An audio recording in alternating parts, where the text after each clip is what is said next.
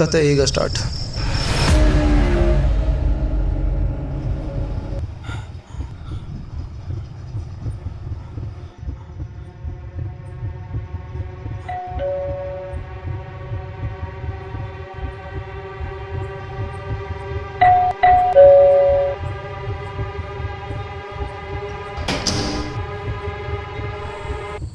ಮತ್ತದೇ ತಪ್ಪು ಮಾಡ ಅಂತಿ ರಾಜ.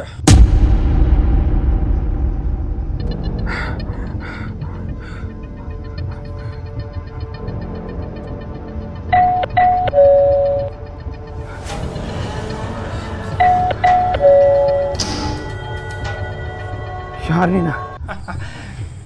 ನೀನ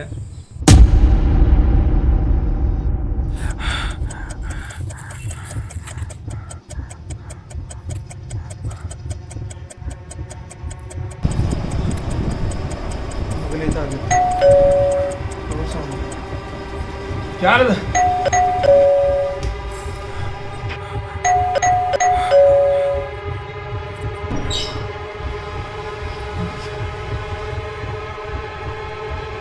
ನನ್ನ ಹುಡುಕ ಅಂತಿ ರಾಜ, ಸಿಗುದಿಲ್ಲ ನಿಂಗೆ.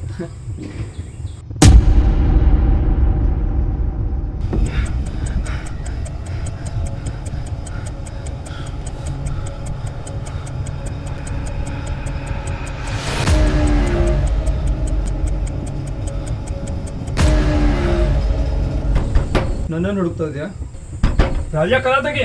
ಮತ್ತದೇ ತಪ್ಪು ಮಾಡ ಅಂತಿ ರಾಜ. ರಾಜ ರಾಜ ಕದ ತೆಗಿ. ರಾಜ ರಾಜ ಕದ ತೆಗಿ. ರಾಜ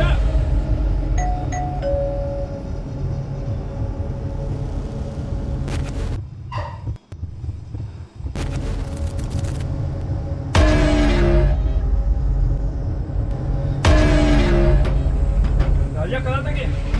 ರಾಜ